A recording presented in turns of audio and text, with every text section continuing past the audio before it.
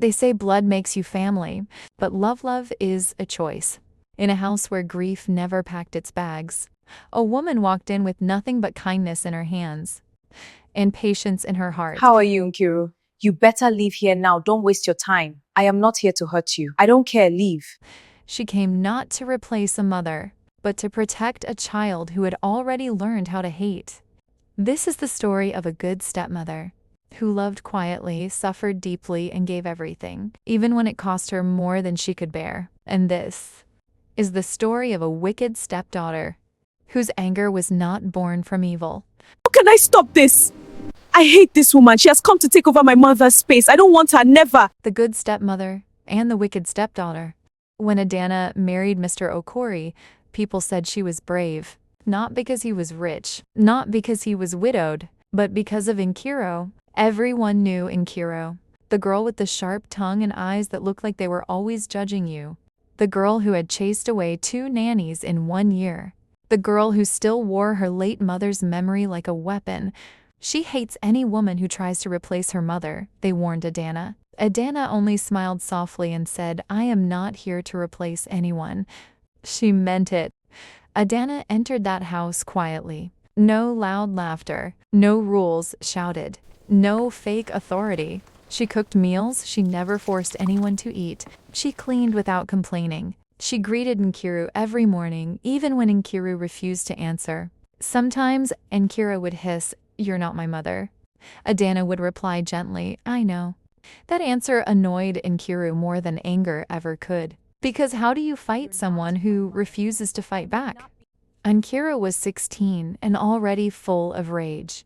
She remembered her mother's last breath, remembered how her father cried like a broken child, remembered how the house smelled of sorrow. Then 2 years later, Adana walked in with calm eyes and soft hands. Too soft. Nkiru decided early, this woman must suffer. She hid Adana's shoes before church.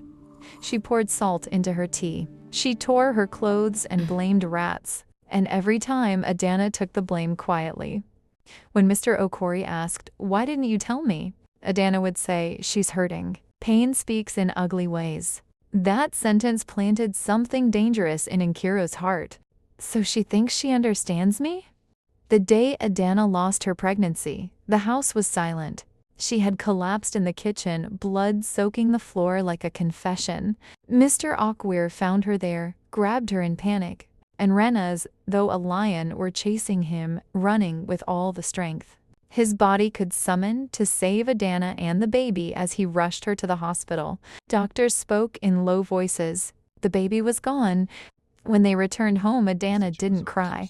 She didn't scream. She didn't blame anyone. She just sat on the bed and stared at her empty hands. And Kira stood by the door, cold. She had known. And yet, seeing Adana that broken stirred something unfamiliar. Guilt? After the miscarriage, Adana became quieter, thinner, still kind, still waking up early to prepare Nkiru's favorite meals, still washing her school uniform, still waiting up at night until she came home. One evening, Nkiru came back late, makeup smeared, eyes red. Adana didn't shout. She only asked, Are you safe? That question cracked something. Why do you care? Nkiru snapped. Why are you pretending? Adana looked at her for a long time. Then she said, Because love doesn't need permission. Nkiru slapped her. The sound echoed like a gunshot. Mr. Okori rushed in. He saw Adana's cheek, red and burning. Get out, he shouted at his daughter. Get out of my sight. Nkiru ran to her room shaking. For the first time, she cried, not from regret, from fear. Things changed after that. Mr. Okori grew distant from Nkiru. Adana noticed and tried to fix it. She's still your daughter, she reminded him. She hates you, he replied bitterly. Adana shook her head. No, she hates pain. I just happen to be close to it. That night, Nkiru overheard them, and something inside her twisted. So she's playing the hero now? The hate returned, stronger, uglier. The accusation destroyed everything. One afternoon, Nkiru screamed that Adana had stolen her late mother's jewelry. She cried. She collapsed. She called her a witch. Neighbors gathered. Whispers spread like wildfire. Mr. Oakery looked at his wife, disbelief in his eyes. Adana said nothing. She simply removed her earrings, her ring, her necklace, everything, and placed them on the table. I didn't take anything, she said softly, but I won't fight her. The jewelry was later found in Nkiru's school bag. Mr. Okorie was furious. He raised his hand to slap his daughter. Adana stepped in front of her. Don't, she said firmly. Please. That was the first time Adana ever raised her voice. And it broke Nkiru completely. Nkiru ran away that night. No note, no goodbye. Days passed, then weeks. Adana barely slept. She searched markets, streets, hospitals. She prayed in churches until her knees ached. Sioma. She hates you, people told her. Why stress yourself? Adana replied through tears, she is still a child. One rainy night, some strangers brought Nkiru back home, covered with a blanket, bruised, dirty, broken. She had been living with people who did not care, people who took advantage, people who saw her pain and fed on it. Adana held her as doctors examined her. Nkiru cried like a baby. I'm sorry, she whispered. I'm so sorry. Adana said nothing. She just held her tighter. Nkiru spent weeks recovering.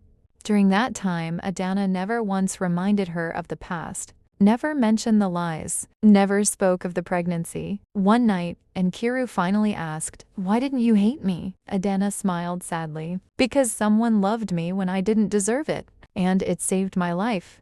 Nkiru broke down. Ugly tears. Loud sobs. Years of poison pouring out. She held Adana's hand like it was the only solid thing left in the world. Adana fell sick not long after. Quiet sickness. Hidden pain. Cancer. By the time doctors discovered it, it was too late. Nkiru stayed by her side every day, fed her, bathed her, read to her. One evening, Adana whispered, "I'm proud of you." Nkiru shook her head violently. "No, I'm wicked. I hurt you." Adana smiled weakly. "You were wounded." There's a difference. Her last words were simple. Love her father. Love yourself. Forgive yourself. She died holding Nkiru's hand. At the burial, people cried for the good woman. Nkiru cried for the mother she tried so hard to destroy. Years later, when Nkiru had a daughter of her own, she named her Adana. And every night she told her the same story about a woman who chose love, even when it broke her.